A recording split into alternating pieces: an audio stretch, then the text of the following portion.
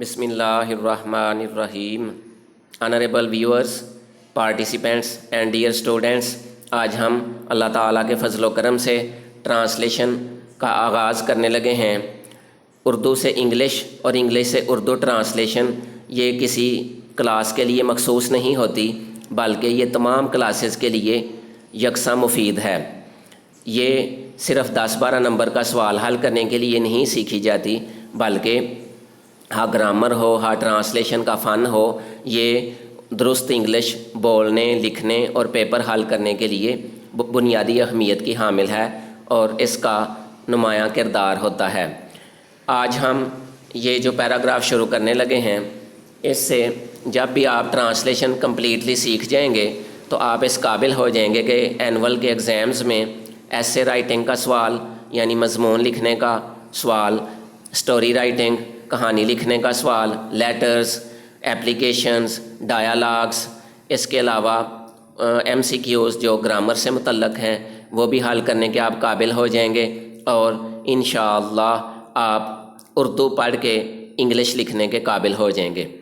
तो आइए अब हम पैराग्राफ का आगाज़ करते हैं। फ़िक्रा देर से शुरू हो रहा है। देयर इज़ अ गार्डन, बाग है, in front of my house, मेरे घर के सामने।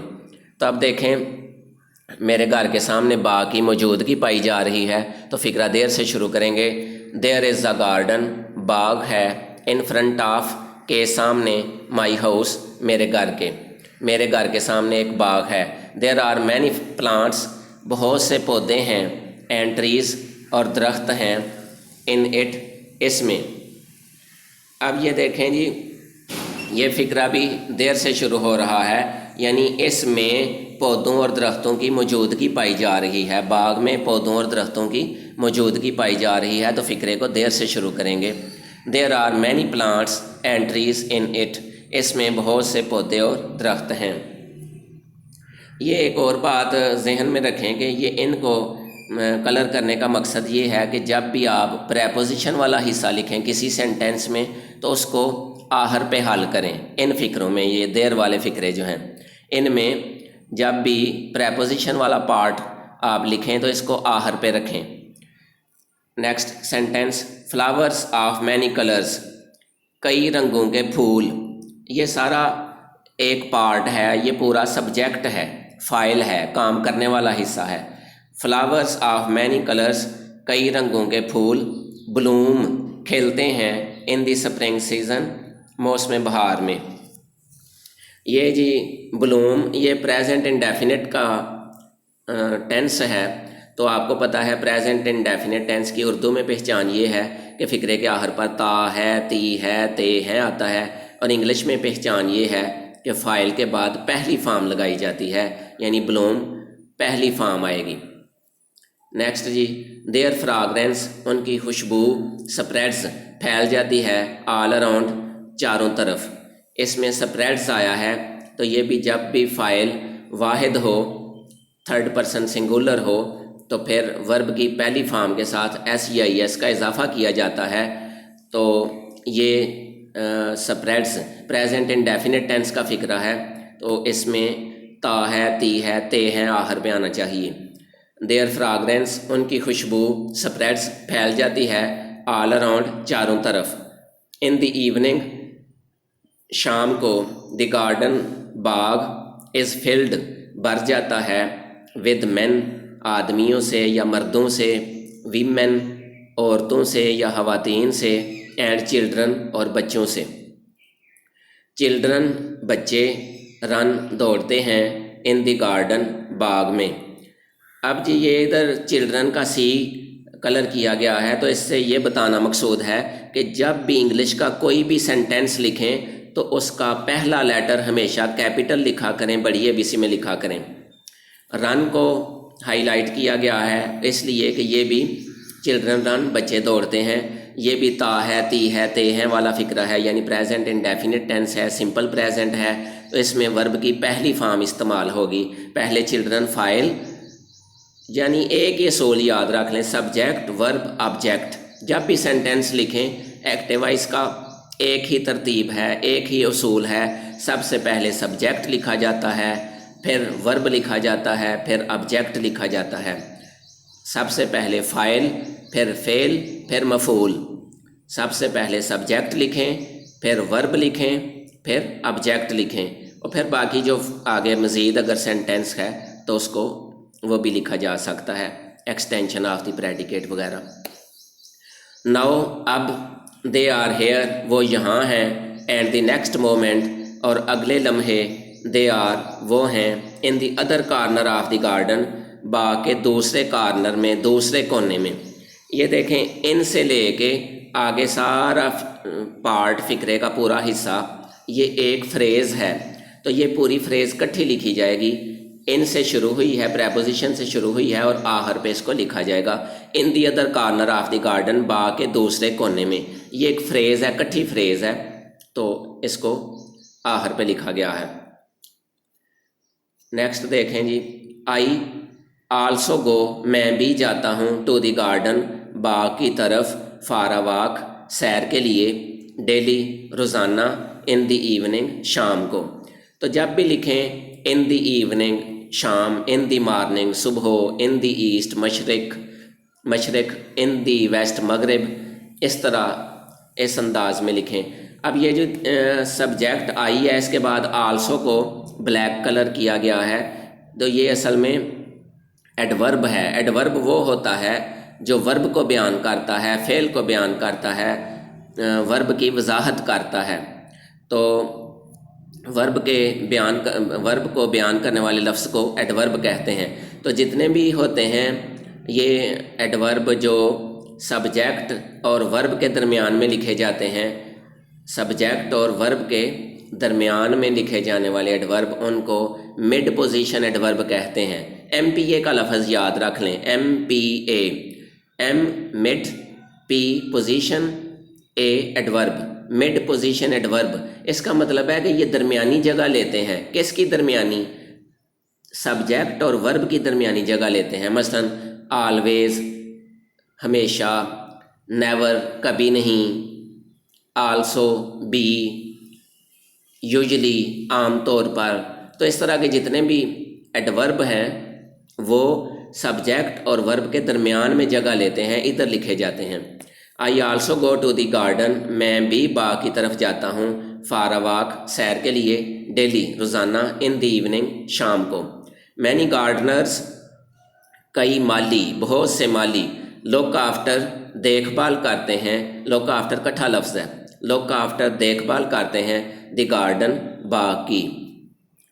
اب جی پیراگراف دوسرا شروع کرنے لگے ہیں۔ سچ مومنٹس ایسے لمحے، آلسو بھی کم آتے ہیں، in ups and downs of life زندگی کے نشیب و فراز میں، وین جب، اے مین آدمی، ٹوٹلی مکمل طور پر، لوزز کھو دیتا ہے، ہز ہوپ اپنی امید۔ اس میں جی سچ مومنٹس یہ سبجیکٹ ہے اور کم ورب ہے، تو اس کے درمیان میں آلسو کو گرین کلر میں لکھا گیا ہے۔ یہ چونکہ مڈ پوزیشن ایڈورب آ گیا ہے تو اس کو سبجیکٹ اور ورب کے درمیان میں لکھا گیا ہے۔ اس کے بعد آ مین، اس کو ہائی لائٹ کرنے کا مقصد یہ ہے کہ جب بھی کوئی واحد لفظ لکھیں گے تو اس سے پہلے اے یا این لازمی لگائیں گے۔ تو مین آدمی چونکہ واحد لفظ ہے اس لیے اس سے پہلے اے لگایا ہے۔ اگر اے نہیں لگائیں گے تو ایک نمبر آپ کو کم ملے گا۔ تو جب بھی کاؤنٹیبل ناؤن ہو واحد شکل میں تو اس کے شروع میں اے یا این لازمی لگاتے ہیں۔ اگر الف کی آواز سے شروع ہوگا این لگائیں گے، ورنہ صرف اے لگائیں گے۔ اچھا جی پھر سنیں، سچ مومنٹس آلسو کم، ایسے لمحات بھی آتے ہیں، ان اپس اینڈ ڈاؤنس نشیب و فراز میں، آف لائف زندگی کے، وین جب، اے مین آدمی، ٹوٹلی مکمل طور پر، لوزز کھو دیتا ہے، ہز ہوپ اپنی امید۔ اب جی سبجیکٹ چونکہ ادھر سبجیکٹ ادھر مین آیا ہے تو مین ہی کے برابر ہے، تو اس لیے ہی کے مطابق اگلا پرونون آئے گا ہز۔ اگر ادھر مین کی جگہ پہ وہ مین ہوتی، عورت ہوتی، تو عورت کے مطابق پھر ہر آنا تھا، ہر ہوپ اپنی امید۔ تو سبجیکٹ جس طرح کا ہو اس کے مطابق باقی پروناؤنس لگائے جاتے ہیں۔ ہی لکس ڈارکنیس، وہ اندھیرا دیکھتا ہے یا اسے اندھیرا نظر آتا ہے، آل اراؤنڈ چاروں طرف، ہم اپنے یا وہ اپنے ارد گرد اندھیرا دیکھتا ہے، اینڈ ہز پاور، اور اس کی سکت، اس کی طاقت، اس کی قوت، ٹو فیس، سامنا کرنے کی، ڈس اپیئرز، غائب ہو جاتی ہے۔ تو یہ ٹو فیس جب بھی آئے گا، یعنی ٹو کے بعد ورب کی پہلی فارم جب بھی آئے گی تو اس وقت مصدر بنے گا، نا، نے، نی کا ترجمہ کریں گے۔ ٹو فیس سامنا کرنے کے لیے، ٹو فیس سامنا کرنے کے لیے، ٹو رائٹ لکھنے کے لیے، ٹو گو جانے کے لیے، ٹو ریڈ پڑھنے کے لیے، اس طرح ترجمہ کریں گے۔ تو ٹو کے بعد ورب کی ہمیشہ پہلی فارم لگائی جاتی ہے۔ اٹ از اگینسٹ، یہ خلاف ہے، اٹ یہ بات، از اگینسٹ خلاف ہے، دی ڈگنیٹی آف مین، آدمی کی عظمت کے، یہ بات آدمی کی عظمت کے خلاف ہے۔ آل دی پراگریس، تمام ترقی، ان دی ورلڈ، دنیا میں، یہ جتنا بھی ریڈ کلر میں فقرے کا پارٹ ہے، حصہ ہے، یہ سارا سبجیکٹ ہے۔ آل دی پراگریس ان دی ورلڈ، دنیا میں تمام ترقی، یہ فاعل ہے، اس کے بعد از ورب آیا ہے۔ از دی رزلٹ، نتیجہ ہے، آف ڈٹرمینیشن، عزم کا، پختہ ارادے کا، پکے ارادے کا، اینڈ پرسویئرنس، اور مستقل مزاجی کا یا ثابت قدمی کا، دیٹ، جو اللہ آلمائٹی ہیز گرانٹیڈ، اللہ تعالیٰ نے عطا فرمائی ہے، ٹو مین، آدمی کو۔ مین، آدمی کو، شوڈ، چاہیے، نیور، کبھی نہیں، لوز ہرٹ، ہمت ہارنا، یہ نیور بھی ایڈورب آ گیا۔ یہ دیکھیں اگر ہیلپنگ ورب آ جائے تو پھر یہ جو مڈ پوزیشن ایڈوربز ہیں، اگر فقرے میں ہیلپنگ ورب بھی آ جائے، جس طرح ادھر شوڈ ہیلپنگ ورب آ گیا ہے، تو پھر ہیلپنگ ورب اور مین ورب کے درمیان مڈ پوزیشن ایڈورب لگایا جاتا ہے۔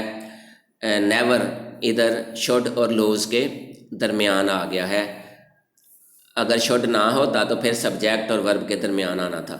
مین شوڈ، آدمی کو چاہیے، نیور، کبھی نہیں، لوز ہرٹ، کبھی ہمت نہ ہارے، رادر، بلکہ، ہی شوڈ فیس، اس کو سامنا کرنا چاہیے، شوڈ مین چاہیے، ہی شوڈ فیس، اس کو سامنا کرنا چاہیے۔